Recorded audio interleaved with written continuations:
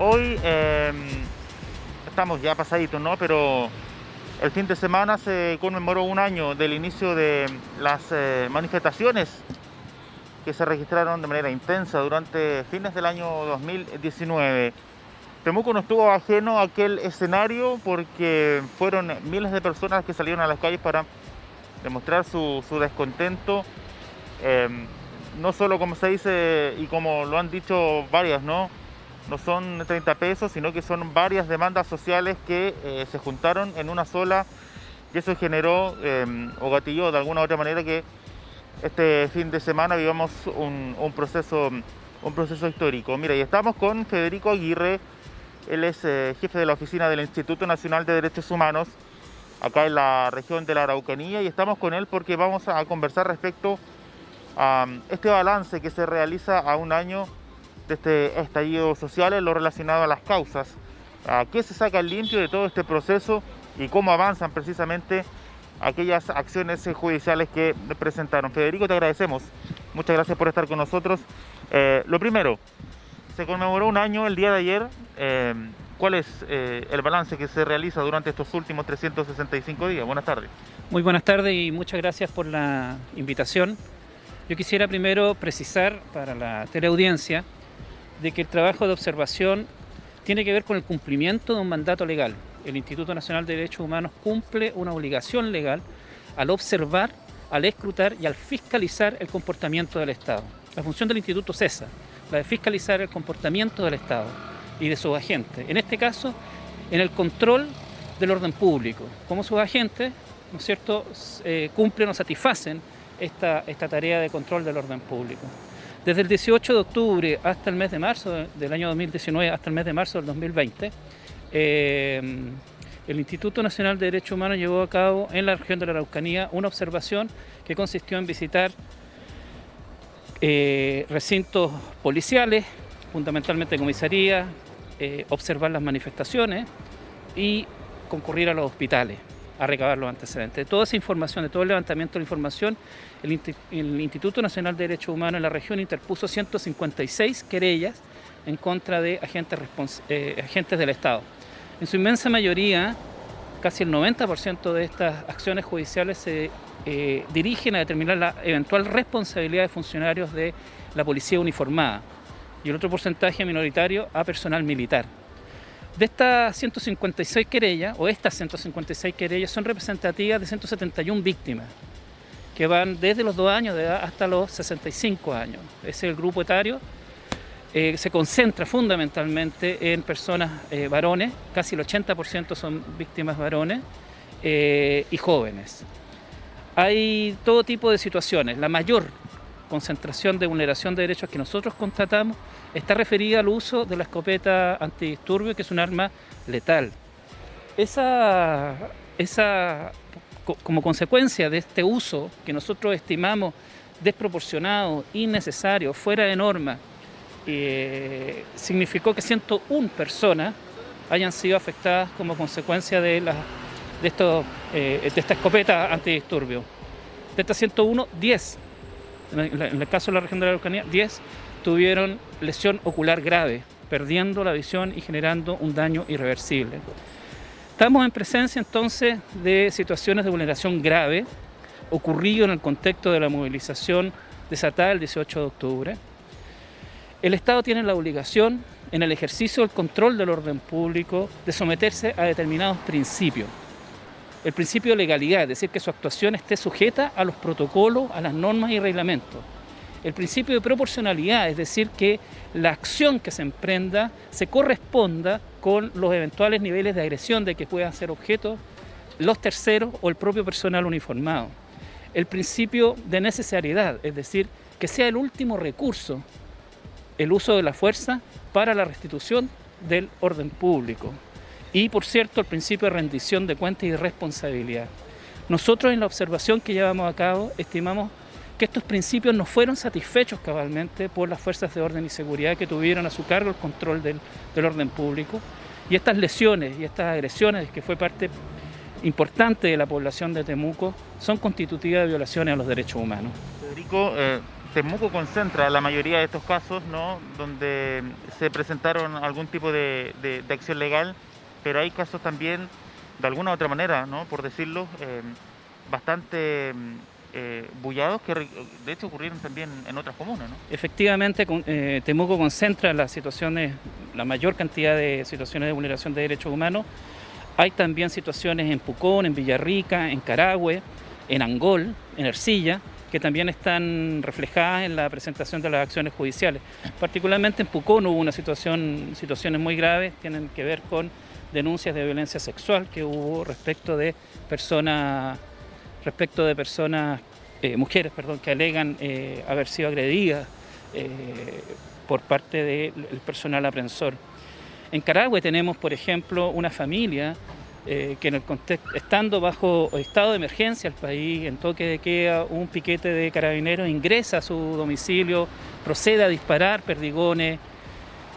Con motivo de esos hechos, el instituto interpuso un recurso de amparo ante la Corte de Apelaciones de Temuco y ese recurso fue acogido favorablemente por los tribunales superiores, confirmado por la Corte Suprema, donde se da cuenta de esto que estoy señalando, de que ahí hubo un procedimiento reñido con la norma, con un procedimiento policial que fue constitutivo de vulneración de derechos humanos. Yo quiero decir, así muy brevemente, se ha pretendido desde la autoridad justificar la situación de violencia por parte de agentes del Estado para arguyendo de que el orden público fue gravemente comprometido. Nada justifica la vulneración de los derechos humanos, nada justifica la violencia en un Estado democrático y nada justifica la vulneración de los derechos humanos. Y si se le pretende justificar bajo el argumento de que hubo un compromiso en el orden público, lo cierto es que la ciudad de Temuco, particularmente la ciudad de Temuco, nosotros no fuimos testigos de que haya habido un compromiso grave al orden público con motivo de las movilizaciones ocurridas en octubre o posterior a octubre del 2019. Es cierto que hubo hechos de violencia, pero esos hechos de violencia fueron acotados, fueron limitados, fueron de un grupo minoritario y en ningún caso hubo un compromiso a la infraestructura crítica, a la infraestructura pública, que ameritara el nivel de violencia que se desató para el control del orden público. Y en eso creo que existe un consenso generalizado. Todos hemos destacado que efectivamente, a diferencia de otras partes o lugares del país, Temuco pudo desarrollar sus manifestaciones de manera masiva e inmensamente pacífica. Entonces, no se corresponde, no se compadece, no se condice el nivel de violencia por parte de agentes del Estado para el control del orden público con las situaciones de violencia que nosotros pudimos observar. Yo quisiera decir que en el Instituto Nacional de Derechos Humanos, la región de Temuco concentra el cuarto lugar de mayor presentación de acciones judiciales. Pero, insisto, nada comparable con lo que ocurrió en Valparaíso, en Concepción, en Valdivia, en Osorno, en Rancagua, en La Serena, pero nada parecido ocurrió en la ciudad de Temuco. Por lo tanto, cuando nosotros decimos que de la observación que nosotros realizamos, estimamos que hubo un procedimiento que fue no ajustado a la norma, al reglamento, a los protocolos, que fue desproporcionado, nosotros creemos que es grave, que esa situación se tiene que revisar, que los tribunales de justicia, el Ministerio Público, están llamados en esta materia a generar garantías de no repetición, garantizando el acceso a las víctimas, garantizando el acceso a la justicia a las víctimas y sus familiares. Federico, precisamente en esa línea de la labor del Ministerio Público y la Justicia, ¿cómo han visto ustedes el avance de estas acciones legales que han presentado en el ámbito penal? ¿Hay avances? ¿Se logra llevar a la justicia a los culpables de esta vulneración de derechos? Ha sido lento. En la región tenemos 3 audiencias de formalización anunciadas. 3 audiencias de formalización, una de ellas está referida a una víctima que sufrió daño ocular grave, la pérdida de su ojo derecho como consecuencia del estallido que le ocasionó un perdigón. Y tenemos otras 2 audiencias de formalización anunciadas y notificadas para fines de este año relacionadas con abusos contra particulares o violencia innecesaria, es decir, golpizas injustificadas a personas que se estaban manifestando. Son 3 víctimas de 56 querellas que ha interpuesto el Instituto Nacional de Derechos Humanos.